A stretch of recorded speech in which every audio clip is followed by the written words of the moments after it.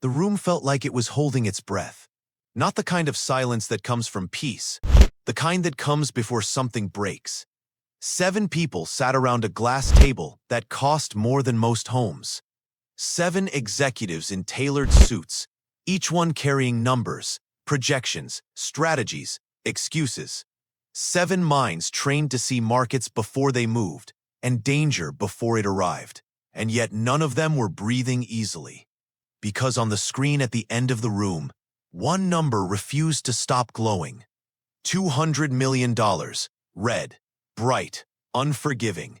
Ethan Cross stood at the head of the table, hands resting on the cool glass, shoulders square, face composed. He had built a fortune on composure. Investors trusted it. Boards admired it. The world mistook it for certainty. But inside him, something was tilting. $200 million wasn't just a loss. It was the collapse of a story he had told himself for 20 years. That if you were smart enough, disciplined enough, careful enough, nothing could truly go wrong. He stared at the projection as if it might blink first. No one spoke. The CFO cleared her throat. It sounded too loud. "We've modeled every scenario," she said. "Currency hedges, legal exposure, market reactions, the supply chain freeze in East Asia, the regulatory shift in Europe, the consumer trust erosion. It all converged faster than expected." Ethan nodded once. The COO leaned forward. "We can still pull out if we act within 48 hours. "Pull out how?" Ethan asked. Silence again. Not ignorance, not confusion. Fear. The kind that doesn't come from not knowing what to do, but from knowing that none of the options feel survivable. One executive suggested restructuring. Another proposed litigation. Another said reputational management should come first. Another argued for controlled failure instead of public collapse. 7 solutions. None of them felt right. Ethan listened. He always listened. He had learned early that listening made people feel safe, and safe people revealed more than guarded ones. But this time, listening only revealed the same thing in different voices. They were all trying to save the company. None of them were trying to save him. Because what none of them could see was that Ethan Cross was not afraid of losing money. He was afraid of losing meaning. He had been poor once. Not the romantic kind of poor people tell stories about. The quiet, invisible kind. The kind where your shoes hurt your feet because they're 2 sizes too small, and you pretend it's fine. The kind where your mother learns to cook the same 3 meals in 12 different ways so you don't feel the absence. He had climbed out of that life with focus so sharp it had become a weapon. And now the weapon was pointed back at him. 7 executives were failing, and the room felt like a verdict. The meeting was called temporarily adjourned. Not ended, never ended. Just paused, as if pausing made the problem smaller. Chairs slid back softly. Papers were gathered. Tablets were shut down. People left in pairs, in whispers, in private conversations that did not include him. Ethan stayed. He always stayed. He waited until the room was empty before allowing his posture to change. Just a little, a fraction, enough that the weight could settle. He exhaled.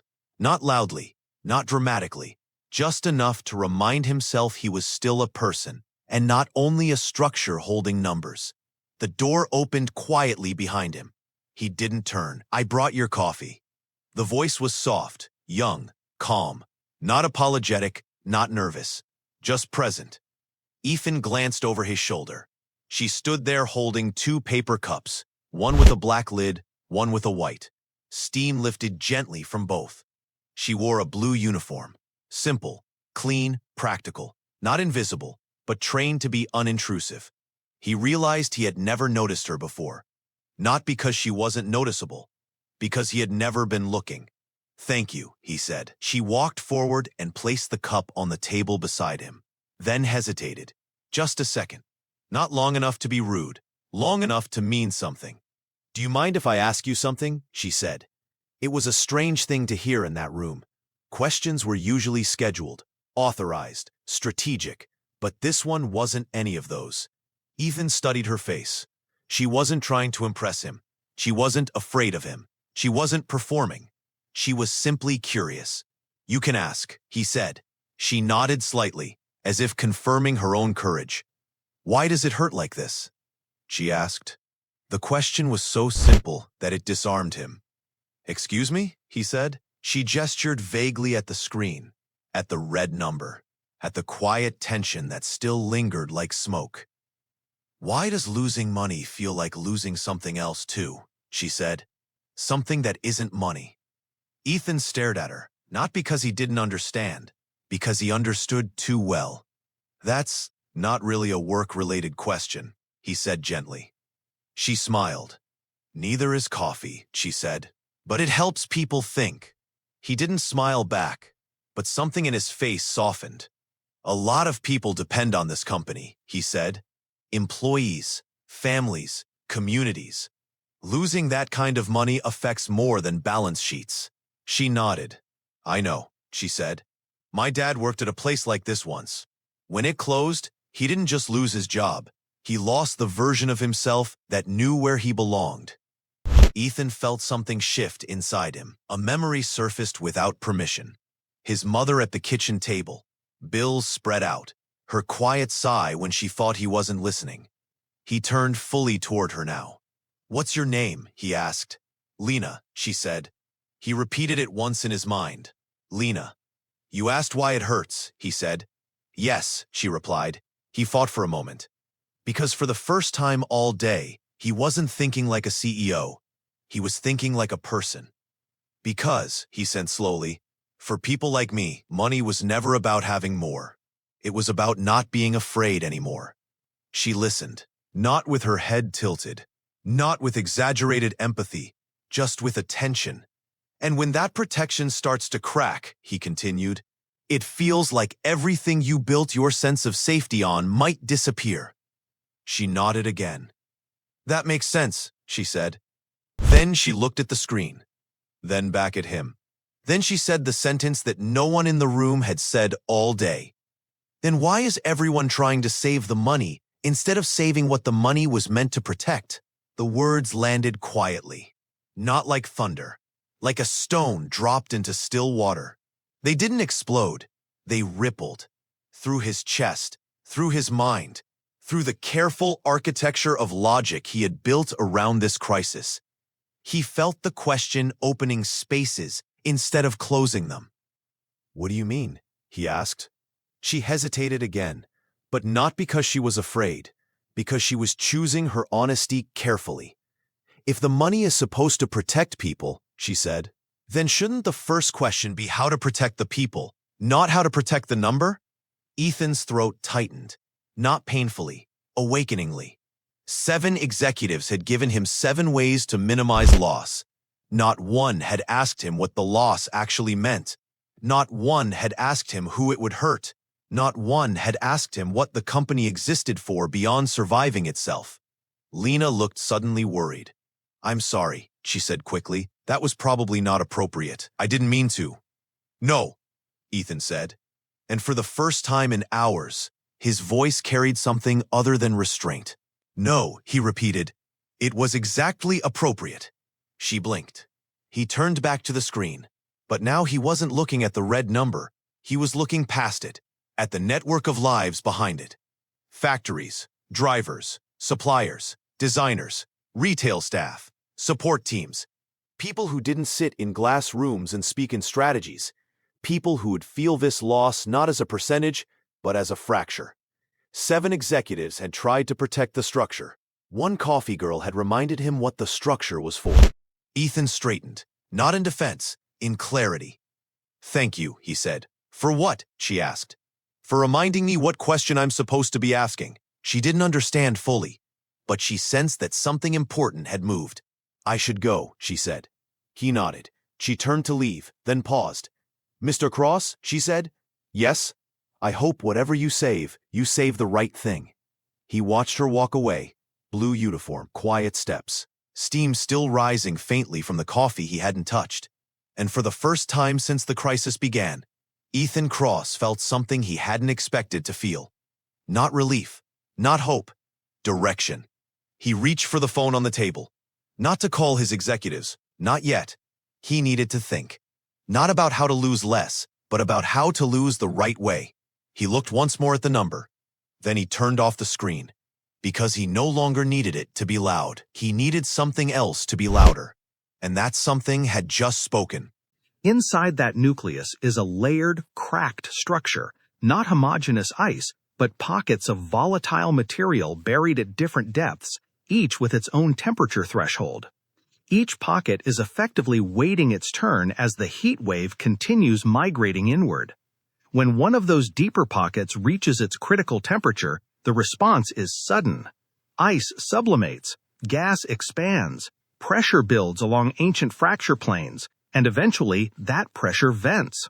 Crucially, this process doesn't care that the comet is now moving away from the sun. Once the heat reaches a layer, the physics takes over. Every time one of these buried reservoirs turns on, three things happen simultaneously, and all three match what we're seeing in the data right now.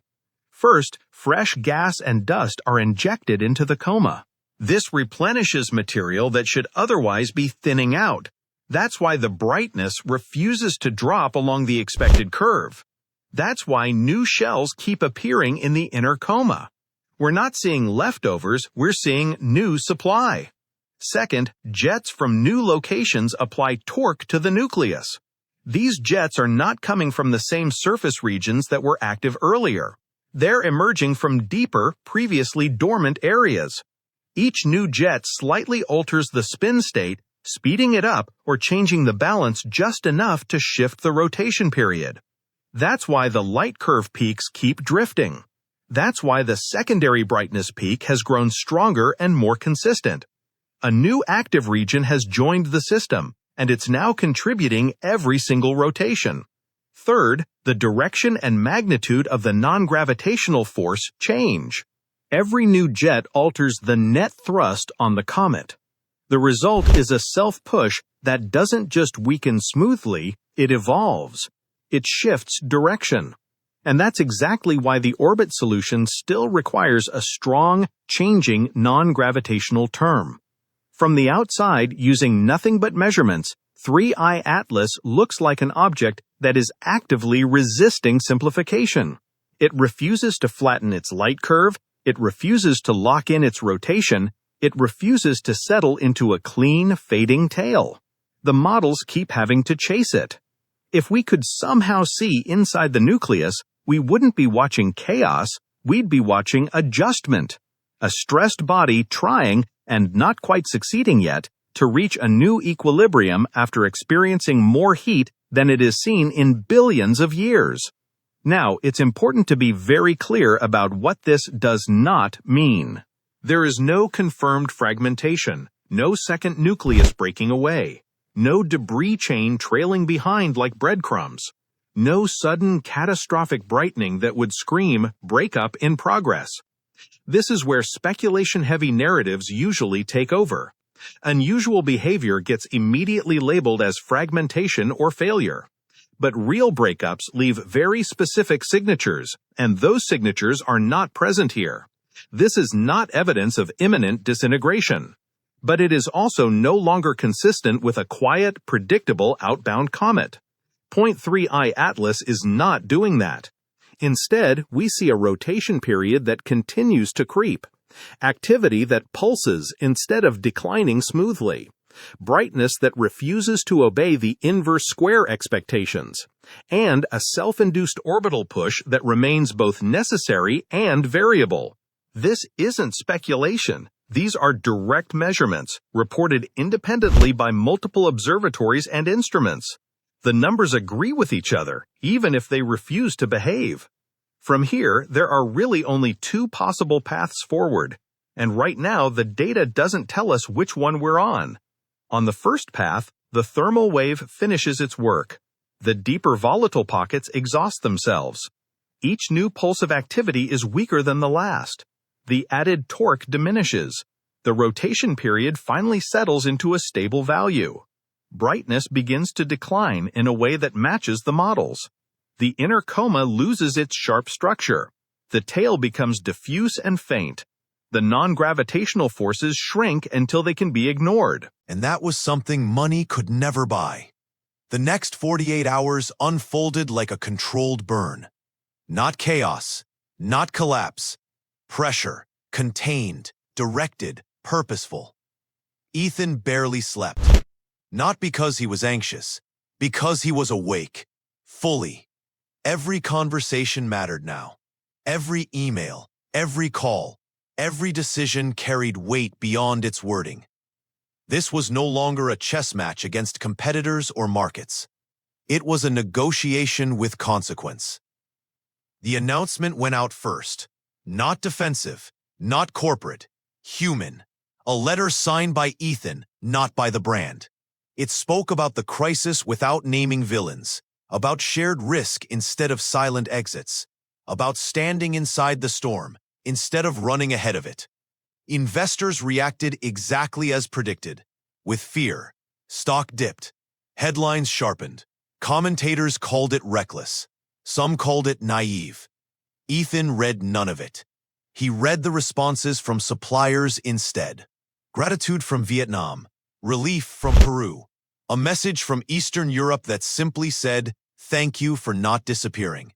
That line stayed with him, because it revealed something the markets never tracked: the human cost of abandonment.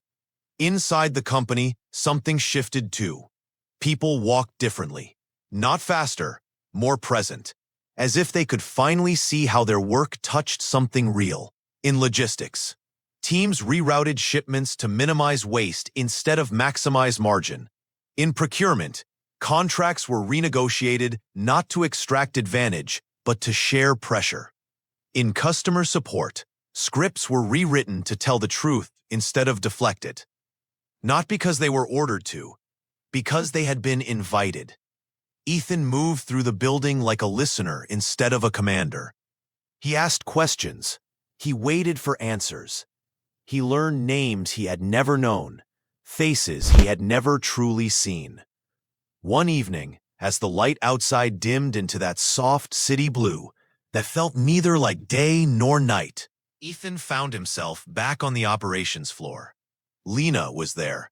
She was refilling a station near the back. She noticed him before he noticed her, not because he was loud, because she was attentive. "Hi," she said. "Hi," he replied. They stood there a moment, two people in a place not built for pauses. "How are you?" she asked. It wasn't small talk. It was a check. "I'm clearer," he said.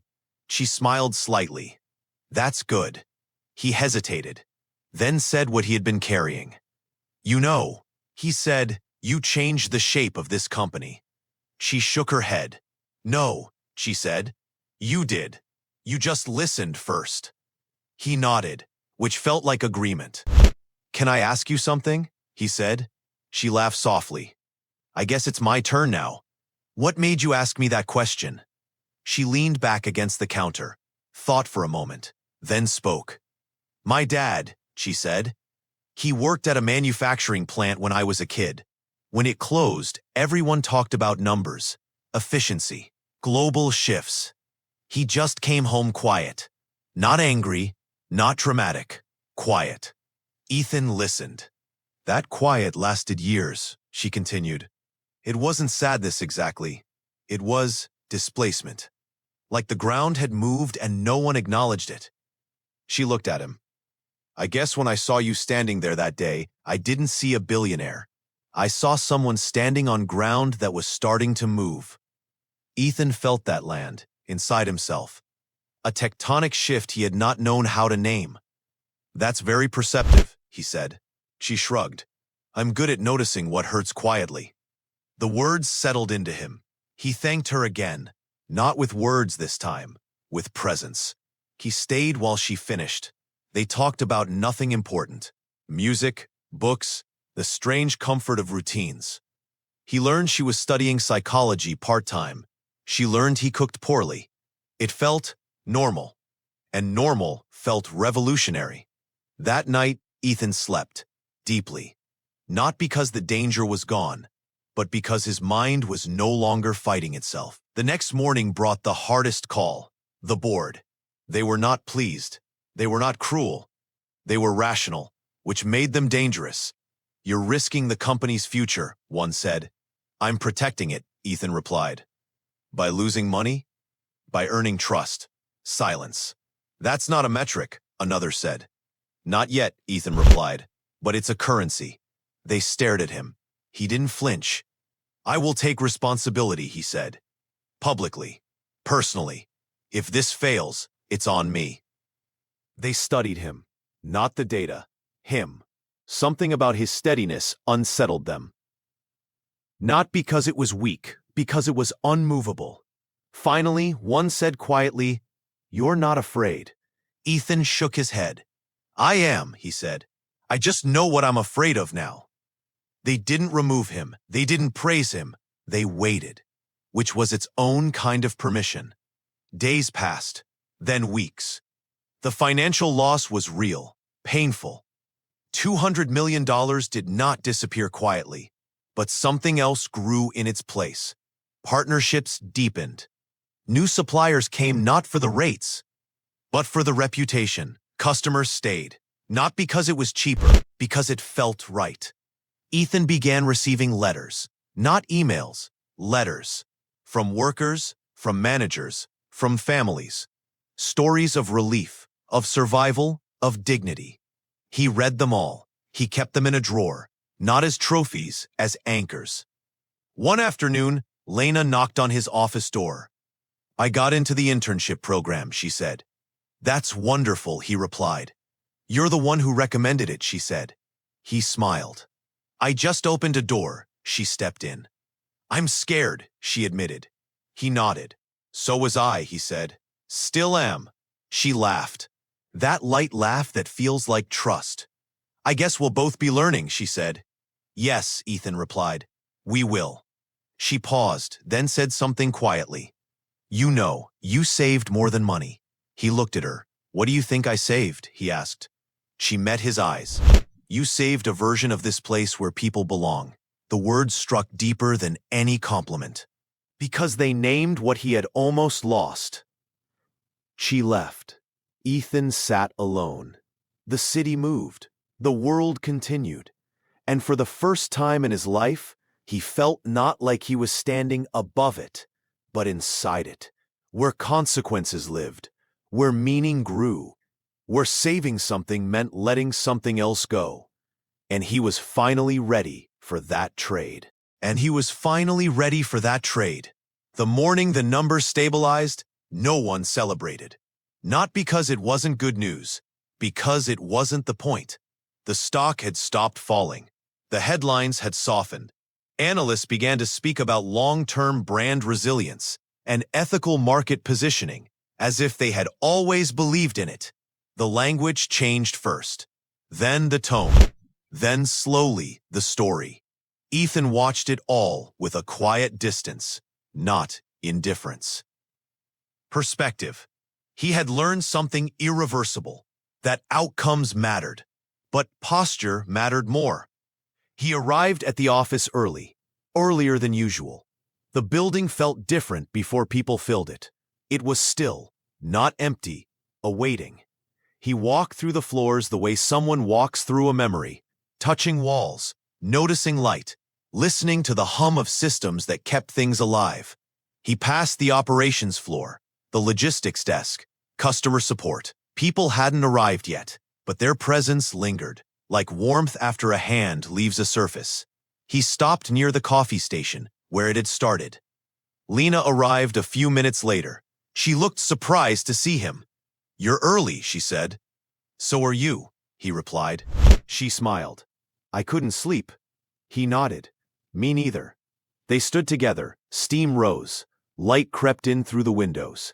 It felt like a beginning that didn't announce itself. "Are you relieved?" she asked. He thought about it. "Not relieved," he said. "Aligned." She tilted her head. "That sounds better." "It is." They stood quietly. Then Ethan said what he had been carrying for days. "I'm stepping back." She turned. "From the company?" "From being its center," he said. "I'll still lead, but I won't be its gravity." She frowned slightly. "I don't understand." He smiled. That's okay.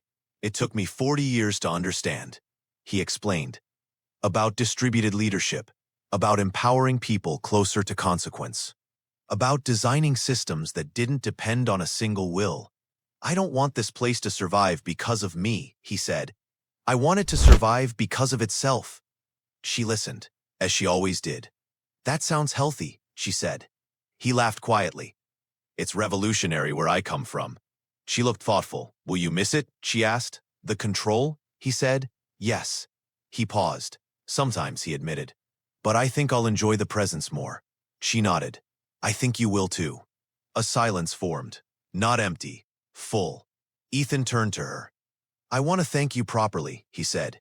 She waved him off. You already did. No, he said. I mean, I want you to know that you mattered here before anyone knew your name. Her eyes softened. That means more than you think, she said. He nodded. I know. Later that day, the company gathered. Not in the boardroom, in the open atrium. No glass walls, no hierarchy of chairs, just people. Ethan stood on a small platform, not elevated. Visible. I want to say something, he said. The room quieted, not with tension, with trust. We went through something that could have broken us, he said. Not because of the size of the loss, but because of what that loss asked us to become. He spoke about courage, not the loud kind, the steady kind. He spoke about choosing the long story over the short escape. He spoke about the quiet heroism of people who stayed when leaving would have been easier. He did not mention Lena by name. He did not need to. Some stories did not need credit. They needed continuity. Applause came, not roaring, grateful. Ethan stepped down, and for the first time, he felt like he was stepping into the same world as everyone else. Not above it, not apart, inside. Weeks passed. The internship program began. Lena moved from coffee station to office desk, from uniform to cardigan, from peripheral to present. She didn't change. Her location did. Ethan watched her grow, not like a mentor, like a witness. She asked questions. She noticed things. She spoke when it mattered. She stayed quiet when it didn't. One afternoon, she knocked on his door again. I got an offer, she said. He smiled. Of course you did. Another company, she said. More money, more prestige. He nodded. And? I turned it down. He raised an eyebrow. Why? She looked at him. Because I want to build something, not climb something. He felt a warmth that had nothing to do with pride. That was legacy. Not in structures, in choices. I think you're right. He said. She smiled. I learned from watching you lose something on purpose. He laughed softly. That's the best lesson I never planned to teach. They stood, comfortable. The city outside shimmered, alive. Months later, Ethan sat alone in the same office. But it felt different now, lighter. Not because responsibility was gone, because it was shared. He opened the drawer, looked at the letters. He took one out, read it again, folded it back. He didn't need reminders anymore. They lived in him now. He walked to the window, watched people moving, living, building, breaking, healing. And he felt something he had chased for decades and never found in any acquisition or victory. Peace. Not the still kind, the aligned kind. He turned off the light, left the office, not escaping it, completing it. Outside, the air was cool, real. He breathed it in and smiled. Not because everything was perfect, but because everything finally made sense. And that was enough.